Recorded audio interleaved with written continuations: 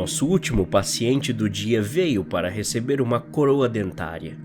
Super fácil, padrão, quase todos os dias tem gente para fazer consultas desse tipo. Eu e a outra enfermeira com quem trabalho dividimos essas consultas. Nesse dia em questão, estávamos acompanhando o mesmo dentista, quase fim de expediente, e foi a minha vez de acompanhar o doutor, o que foi ótimo, porque os compromissos fazem a hora voar. Algumas informações rápidas sobre como funciona colocar uma coroa no dente, caso você nunca tenha feito isso e nenhum dentista te explicou. Primeiro, temos que remover as restaurações antigas, se houverem, junto com o esmalte deteriorado e rachaduras do dente, deixando apenas o esmalte e dentinas saudáveis. Depois de remover todas as partes ruins, temos que criar tipo uma marca ao redor do dente para depois colocarmos a coroa. Às vezes, as rachaduras ou cáries podem não ficar visíveis por causa das gengivas. Quando isso acontece, o dentista geralmente só precisa colocar um fio de retração, que é tipo um fio dental, entre o dente e a gengiva, apenas para empurrá-la e podermos ver tudo melhor. O dentista Paul estava em processo de colocar o fio em nosso paciente Dean, pois a principal rachadura do dente dele, que estava lhe causando dor, estendia-se bem perto da gengiva. Então tivemos que empurrá-lo um pouco mais para baixo. Paul me pediu um pedaço do fio tamanho 1, que é de uma cor azul escura. Normalmente, enquanto fazemos esse processo, Paul apenas conta histórias sobre sua infância, ensina alguns procedimentos ou fala sobre algo que aconteceu com ele naquele dia, apenas para preencher o silêncio enquanto nenhuma ferramenta barulhenta está sendo usada. Dessa vez, ele estava nos contando sobre seu trajeto para o trabalho naquela manhã, onde viu um jovem motorista sendo perseguido por um carro da polícia. O paciente estava lá deitado de boca aberta rindo junto. Ri baixinho para mim mesmo, quando Paul parou de repente, ao concluir os primeiros procedimentos, e rapidamente me pediu a câmera bucal. Quando sua mão se esticou para agarrar a câmera de seu suporte, fui até o computador atrás de mim para tirar as fotos. A câmera ligou e logo a imagem apareceu na tela do PC, mostrando o lugar que Paul estava apontando. Ele apontou a câmera para o dente em que estávamos trabalhando. Dava para ver a velha obturação removida, a gengiva quase toda exposta e o fio azul ali onde colocamos. Pude ver perfeitamente o fio. Ele é bem visível e deixou uma linha azul em torno de cerca de metade do dente sob a gengiva. Mas também pude ver outra coisa a mais no fundo. Não poderia ser o fio. Essa outra coisa era de uma cor marrom mais escura, não azul. Meu primeiro pensamento foi que era um pouco de comida presa ou mesmo um pedaço de tártaro muito antigo que havia sido deixado lá por tanto tempo que passou da cor amarela que normalmente é para um tom escuro de marrom. Isso é muito típico. Tirei 3 fotos do dente em ângulos variados enquanto Paul movia a câmera e esperei que ele me pedisse para pegar outro aparelho para que pudéssemos limpar o que quer que estivesse preso lá. Enquanto eu olhava para Paul, esperando que ele se virasse para mim, vi suas sobrancelhas se arquearem e seus olhos se arregalarem atrás das lentes de seus óculos. Voltei minha atenção para a tela, onde a câmera ainda estava apontando, bem a tempo de ver um leve movimento. O movimento não veio do fio como esperado, mas sim daquela outra coisa estranha marrom. Olhei de volta para Paul.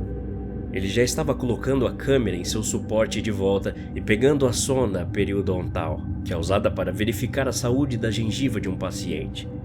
Observei a testa do paciente Dean franzir um pouco acima dos óculos que ele estava usando, enquanto Paul empurrava a sonda para o pequeno buraco entre a gengiva e o osso do paciente, onde estava aquele marrom esquisito. Inclinei minha cabeça ao mais longe que pude do paciente, tentando dar uma olhada melhor do que a visão da câmera. Observei Paul enfiar a sonda na boca de Dean e a mesma ficar presa em algo. Ele tirava e colocava novamente.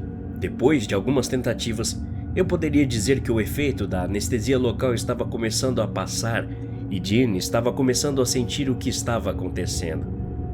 Paul virou a sonda usando o lado pontiagudo para puxar o fio para fora do caminho, colocando o pedaço, agora encharcado de sangue, em um lenço de papel que eu estava segurando. Paul trocou a sonda para uma mais forte e afiada. Depois de colocar o lenço no lixo, me inclinei para trás. Observei o rosto de Jean se contorcer novamente quando Paul mergulhou a ponta da sonda de volta no local, tentando novamente retirar a coisa marrom estranha. Foi quando ela se moveu novamente. Mas não apenas qualquer tipo de movimento. A coisa marrom tentou fugir. Ela correu para o outro lado da área da gengiva, parando assim que ficou fora do alcance da sonda. Paul ficou atordoado por um momento. Então ele se preparou e tentou novamente. Jean engasgou com um olhar de pânico em seu rosto enquanto olhava para os olhos do dentista. Paul finalmente acertou a coisa. Parecia que ele havia prendido ela entre a sonda e outro dente, a deixando sem escapatória.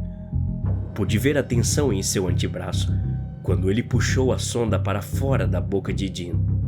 E com ela veio uma pequena aranha marrom.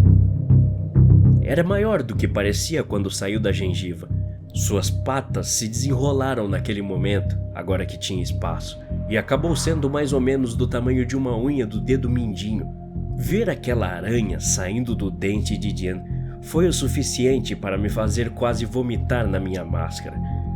Uma aranha viva que ficou enfiada na gengiva de alguém, sabe-se lá por quanto tempo. Meu Deus. Paul pegou a pinça da bandeja quando viu outra mancha marrom aparecer, quase como se viesse das profundezas. Jean engasgou novamente, uma mistura de medo e dor, e eu observei um conjunto de patas de aranha saindo do lugar onde era para ter um dente. Jean tentou dizer alguma coisa, tentou gritar com a gente, ainda com a boca entreaberta, mas não conseguiu. A segunda aranha se soltou quando uma terceira, quarta e quinta manchas marrons apareceram.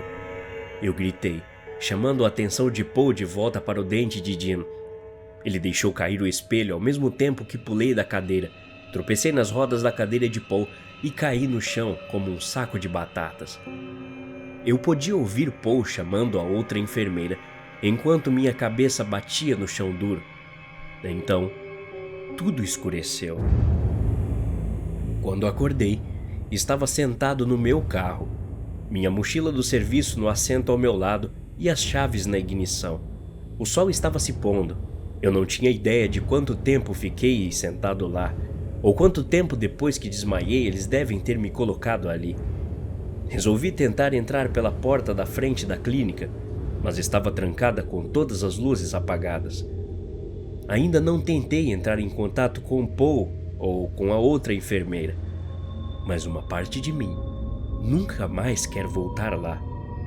Eu ainda não sei o que aconteceu com nosso paciente depois disso. Até a próxima. Obrigado.